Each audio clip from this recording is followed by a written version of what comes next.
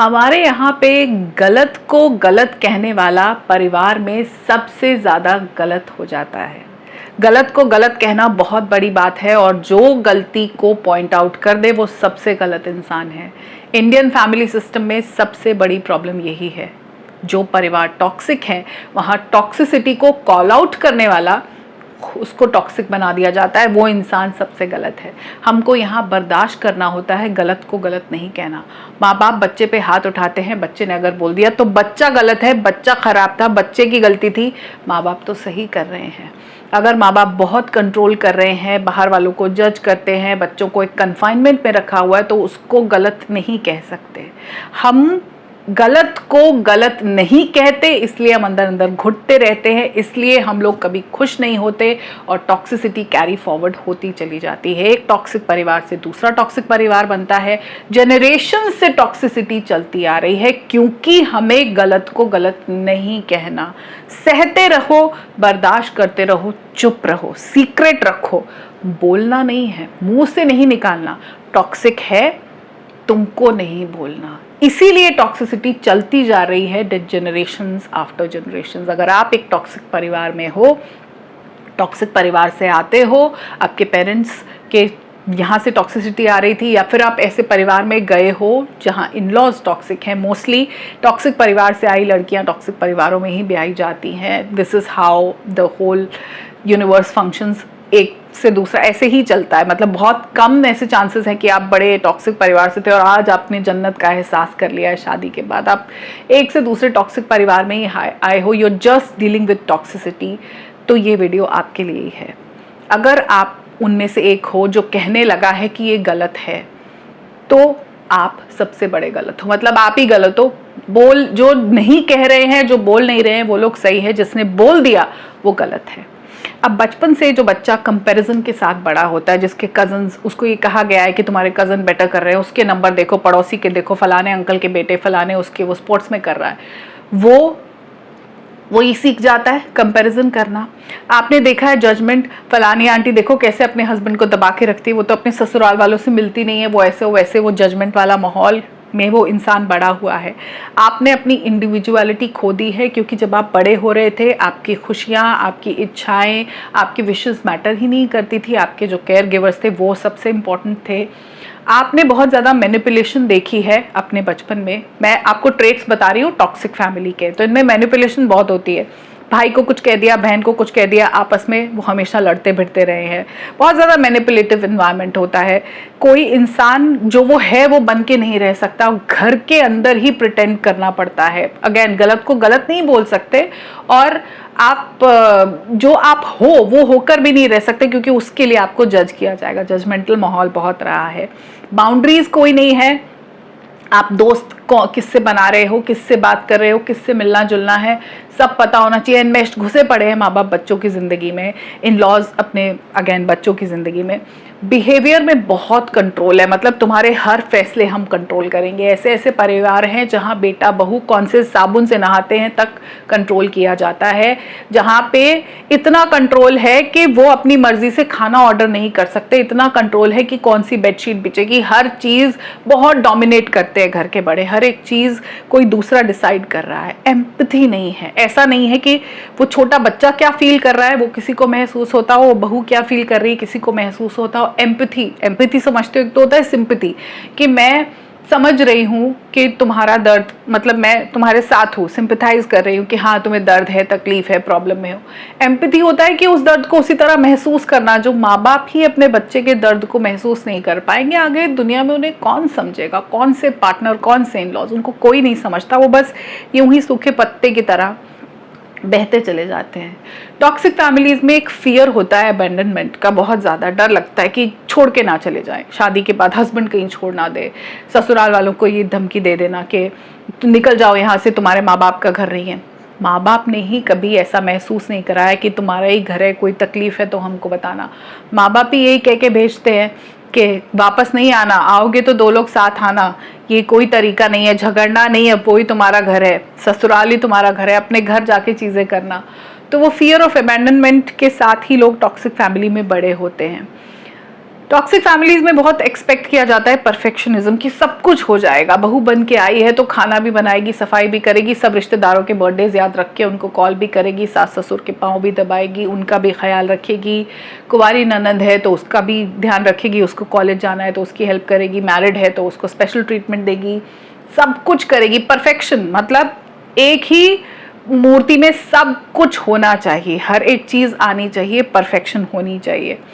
तो toxic environment में जो लोग जी रहे होते हैं उनकी ज़िंदगी बड़ी घुटन वाली होती है, बहुत डार्क होती है, क्योंकि वो ये बोल नहीं सकते ये गलत हो रहा है, ये बोल नहीं सकते कि लड़के की ज़िंदगी तो बदली नहीं, शादी के बाद लड़की की बदल गई, ये बोल नहीं सकते। क्यों? जो बोलेगा वो गलत है। अगर मैं भी यहाँ पे आकर मैं आप ये बोल रही हूँ कि शादी के बाद लड़के की जिंदगी वैसी की वैसे रही, वो अपने पेरेंट्स के साथ है और उसकी अब तो 2 माएँ हो गई, बीवी भी उसकी माँ है और माँ तो उसकी माँ है ही, लड़की की पूरी जिंदगी बदल गई, उसके अपने माँ बाप भी छूट गए और यहाँ पे जो सेट ऑफ पेरेंट्स है वो हर वक्त उसको जज करते हैं, उसमें कमियाँ निकालते हैं और उसको हमेशा दूसरों को प्रोवाइड करना है, ये गलत है। बोल नहीं सकते बच्चे, ये बोल नहीं सकते कि भाई को इम्पोर्टेंस है, भाई जब कॉलेज से आता है, स्कूल से आता है तो उसके लिए हमको भी काम करना होता है। बहनों को बोलते चलो भाई के लिए खाना लगाओ, मैं भी थक के आती हूँ, मैं आके रसोई में खाना क्यों बनाऊं, मुझे सुबह उठ के घर के काम कर रहे हैं, लेकिन भाई तो आराम से सो रहा होता है देर तक। पापा नहीं करते, पापा को भी स्पेशल ट्रीटमेंट दो, भाई को भी दो। अब माँ बेचारी वैसे बूढ़ी हो गई है, माँ के तो हिम्मत नहीं है कुछ भी करने की। तो ये सब चीज़ें अगर किसी ने कॉल आउट कर दी तो गलत हो जाएगा। बोलने वाला गलत है, हमारे यहाँ गलत को गलत नहीं बोल सकते। सबसे बड़ा ट्रेट टॉक्सिक फैमिलीज का यही है। अगर कोई इंसान ये कह रहा है कि उसको ये अनइक्वल ट्रीटमेंट लग रहा है, ये सही नहीं हो रहा, तो ये अलाउड क्यों नहीं है? नॉर्मल परिवार में बच्चे हों चाहे छोटे बच्चे हों, वो ये बता सकते कि मुझे ये बिहेवियर खराब लगता है। जब माँ बाप कंपेयर करते कि उसके बच्चे को देखो वो कितना वेल बिहेव्ड है, वो कितने नंबर लाए, तो बच्चों को अलाउड क्यों नहीं है बोलना कि उसकी मम्मी को देखो वो कितनी हमेशा खुश रहती है, हंसती मुस्कुराती है, आप हमेशा चिड़चिड़ करते हो।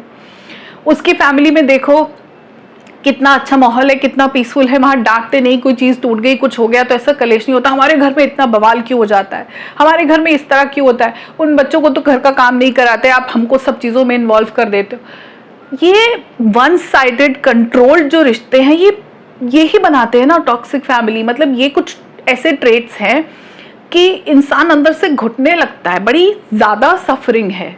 तो जो लोग टॉक्सिक परिवारों में हैं, अभी आप इन लॉज वाला परिवार आपको टॉक्सिक लगता है जहाँ से आप आए हो टॉक्सिक में, तो उसमें डील कैसे करें? इतनी टॉक्सिसिटी आपके आसपास है, बचपन से लेके टीनेज से लेके एडल्टहुड तक, अब तक आप सिर्फ टॉक्सिसिटी से डील कर रहे हो, तो आपके यहाँ के परखच्चे उड़ गए हैं, आपको कुछ समझ में नहीं आ रहा, जिंदगी हाथों से निकल चुकी है, बस सिर्फ डार्कनेस है ना? ऐसा ही ऐसा है तो मुझे कमेंट पे लिखना कि बिल्कुल सही कह रहे हो, ऐसा ही है, सिर्फ अंधेरा नजर आ रहा है, जिंदगी जीने का मन ही नहीं है, मैं ये जानती हूँ।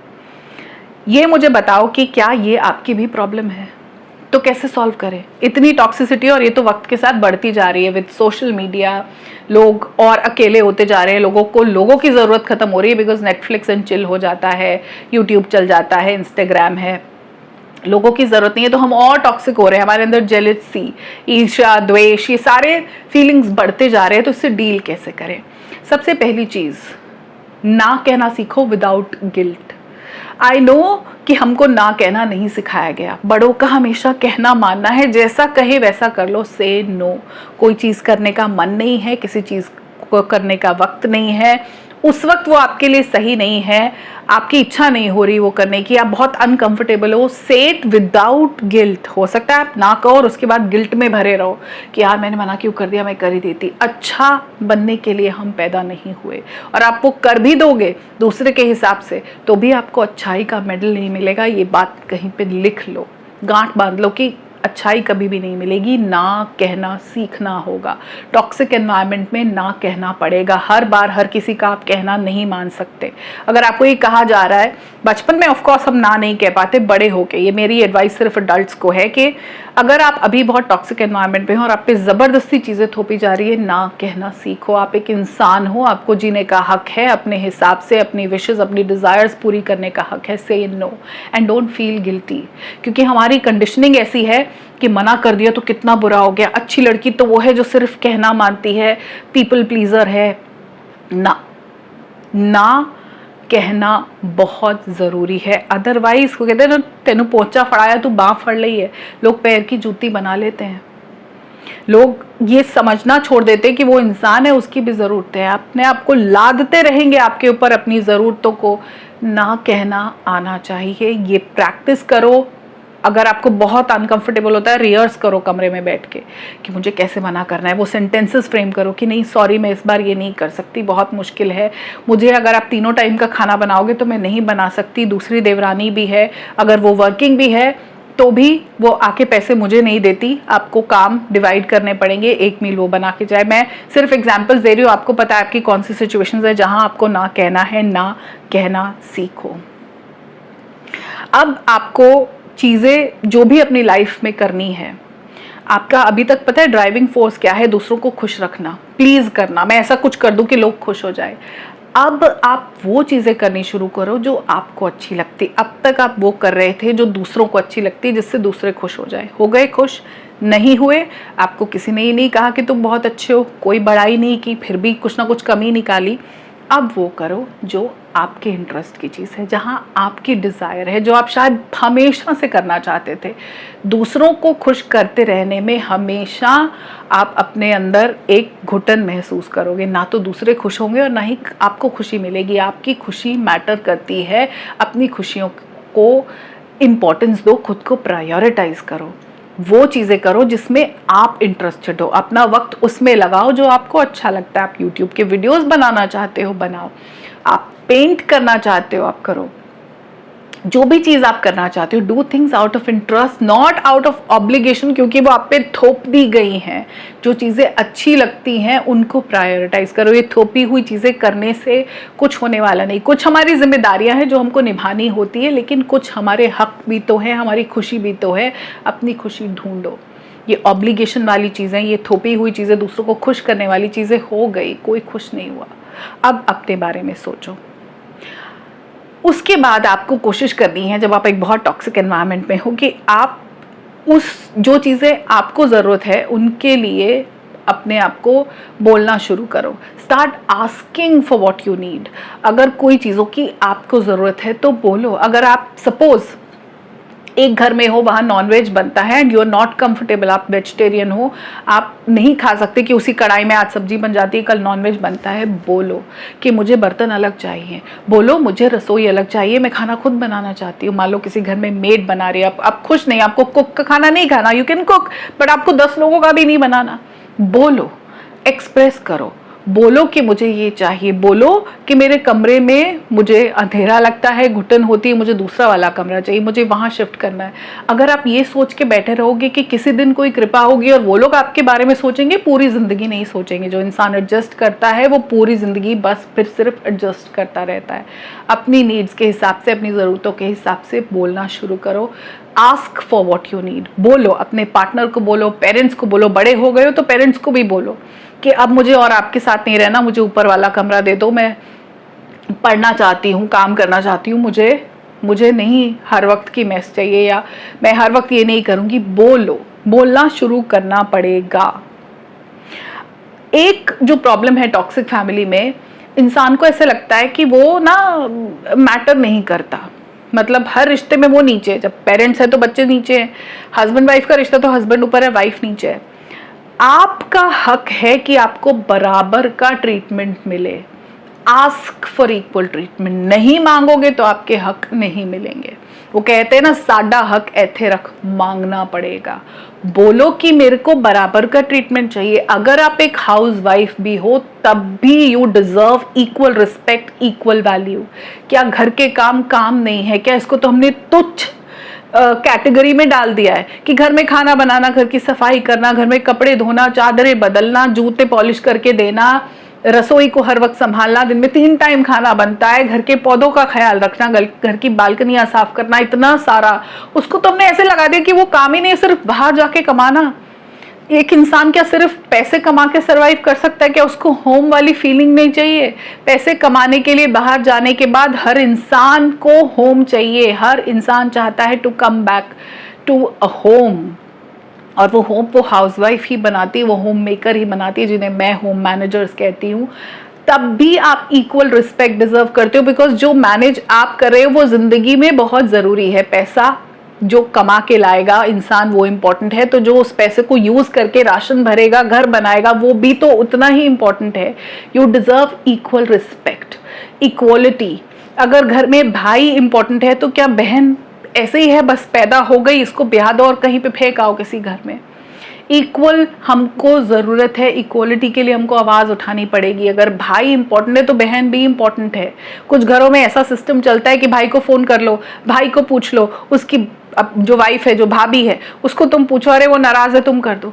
इक्वल रिश्ते इक्वलिटी पे होने चाहिए। ननंद भाभी का रिश्ता बराबर होना चाहिए, हस्बैंड वाइफ का बराबर होना चाहिए, भाई बहन का, माँ बाप बच्चों को बराबर होना चाहिए। सास अगर इंपॉर्टेंट है तो बहू भी तो इक्वली इंपॉर्टेंट है। अगर सास की बहुत ऊंची पदवी है तो बहू जो आई है उसकी भी तो इंपॉर्टेंस है। वो नई आई है, उसको स्पेशल ट्रीटमेंट दो, उसकी पसंद की चीजें करो, उसको ऐसा महसूस कराओ कि इस घर में वो आई है तो वो भी इस घर का हिस्सा है। अपने आप को पीछे खदेड़ना बंद करो। अपने को इक्वल समझोगे और अपना बराबर का हक मांगोगे तो मिलेगा। पीछे पीछे दब के रहोगे तो कुछ नहीं हो पाएगा। टॉक्सिक फैमिली में अगर आप हो, रह रहे हो, सरवाइव कर रहे हो, निकल के आए हो, तो ज़्यादा चांसेस यही हैं कि आपने अपनी आइडेंटिटी खो दी है। आपको खुद ही नहीं पता कि आप हो क्या, आपके ओपिनियंस क्या है, आपके बिलीव्स क्या है, आपकी स्पिरिचुअलिटी क्या है, आपको पता ही नहीं है। अब समय आ गया है कि आप अपने आप को खोजो। आप ढूंढो कि आप क्या हो, आप किस चीज में बिलीव करते हो, आपको क्या अच्छा लगता है, आपका सिस्टम क्या है, वैल्यू सिस्टम क्या है, आप एज एन इंडिविजुअल क्या हो। बैक बेंचर की तरह आपने लाइफ बिताई है ना, पेरेंट्स ने कभी इंपॉर्टेंस दी ना, आज को इंपॉर्टेंस मिल रही है। आप क्या हो, आपके लाइक्स डिसलाइक्स डिजायर्स क्या है, आप कौन हो।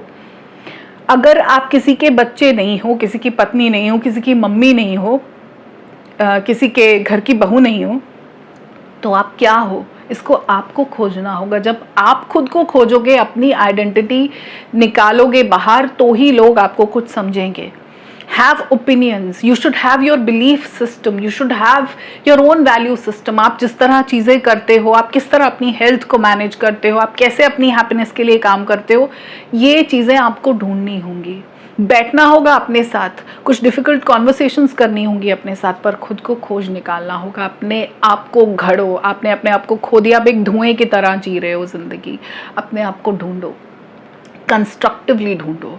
और इसके लिए आपको कुछ डिफिकल्ट इमोशंस को भी एक्सप्रेस करना पड़ेगा। उन लोगों के साथ जिनके साथ आप रहते हो, आपके बहुत सारे डिसएग्रीमेंट्स होंगे, बहुत सारी ऐसी डिफिकल्ट कॉन्वर्सेशंस होंगी अपने पेरेंट्स के साथ, पार्टनर के साथ, इन लॉज के साथ, सिस्टर इन लॉ के साथ, जो भी रिश्ते आपको इस वक्त टॉक्सिक लग रहे हैं। Have those conversations. डिसएग्रीमेंट ठीक है, हो सकता है वो अग्री नहीं करे, जहां आप बताओ कि इस तरह, लेट इट बी। हम सब एक पेज पे नहीं होंगे, लेकिन आप अपने डिफिकल्ट इमोशंस को एक्सप्रेस करना सीखोगे, तभी आप सर्वाइव कर पाओगे एक टॉक्सिक एनवायरनमेंट में। बोलो कि ये चीज़ मुझे पसंद नहीं है। मुझे नहीं पसंद है कि हस्बैंड रात को 2 बजे घर पे आए और मैं सिर्फ वेट करती रहूं। मुझे नहीं पसंद है कि मुझे बताया जाए कि मुझे क्या पहनना है, मुझे क्या करना है, मुझे पति के बाद खाना है, मुझे कौन से फेस्टिवल पे क्या। बोलो, हैव दैट डिफिकल्ट कॉन्वर्सेशन। अपने पेरेंट्स को बोलो कि हर बार मैं आपकी दिक्कतों में वहाँ नहीं आ सकती, मेरी भी अपनी एक फैमिली है, एक बच्चे हैं, मुझे उनका ध्यान रखना है। आप हर बार ऐसे सोचोगे आपकी जब भी ज़रूरत है, दूसरे भाई बहन को कोई देखने आने वाला है तो साथ चलो। Have it in a proper way, confront करो। वो बहुत डिफिकल्ट कॉन्वर्सेशन है, आई नो आपको बहुत गिल्ट होगा, आई नो आपके लिए बहुत मुश्किल है, बट से इट। और डिसअग्री करना इज ओके। तभी तो फैमिलीज हैं, मतलब फैमिली में सब लोग एक ही बात पे अग्री करते हो, ऐसे कैसे पॉसिबल है। हैव दोज डिसअग्रीमेंट्स, लेकिन वो डिफिकल्ट कॉन्वर्सेशन बैठ के करो। अगेन उसको रिहर्स करो, जैसे भी करो, बट अपनी अनकंफर्टेबल फीलिंग्स को उनके सामने बोलना शुरू करो। And finally start taking care of yourself. आपका ध्यान अब तक किसी ने नहीं रखा। टॉक्सिक एनवायरनमेंट में कहाँ ध्यान कोई किसी का रखता है। सब मीन है, हमारा पूरा हो जाए, हमारी सेवा हो जाए, हमारा ध्यान रख दिया जाए। माँ बाप है तो उनकी हमेशा सेवा होनी चाहिए। बच्चे छोटे थे तो भी माँ बाप की सेवा कर रहे थे, अब बच्चे बड़े हो गए तो माँ बाप वैसे बुजुर्ग हो गए, उनकी सेवा करो। इन लॉज तो वैसे ही भैया, सास ससुर तो बहुत महान है, उन्होंने बेटा पैदा किया है तो वैसे ही बहुत डिजर्व करते हैं। और हस्बैंड पेट्रियार्की है तो हस्बैंड भी इंपॉर्टेंट है, भाई भी इंपॉर्टेंट है। आप कहाँ इंपॉर्टेंट हो? नहीं हो ना। अपना ध्यान रखो। ना तो भाई आके आपका ध्यान रखने वाला है, ना पति, बच्चे भी नहीं पूछेंगे क्योंकि जनरेशन बदल गई है। वो वाले बच्चे नहीं हैं जो बैठे चरण में माँ बाप के, वैसा कुछ होने वाला नहीं है। तो आपको अपना ध्यान खुद रखना होगा। और गुलाबी लाइफ पे मैं हर बार यही एक मैसेज बार बार आपको देती हूँ कि अपना ध्यान रखो, खुद से बहुत ज़्यादा प्यार करो, अपनी ज़िंदगी में गुलाबी रंग भरते रहो। ये प्यार, ये मोहब्बत, ये केयर आप डिज़र्व करते हो, लेकिन ये आके आपकी थाली में कोई नहीं परोसेगा। आपको अपने लिए खुद ये करना होगा। खुद से प्यार करो, अपना ध्यान रखो, तुम बहुत स्पेशल हो।